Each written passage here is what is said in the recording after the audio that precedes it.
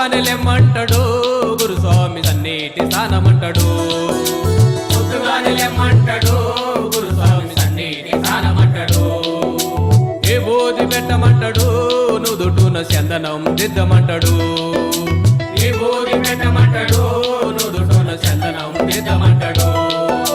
బద్ధకంగా ఉంది పడుకుందామంటే శరణఘోష చెప్పమంటాడు. నన్ను శరణాలు చెప్పమంటాడు.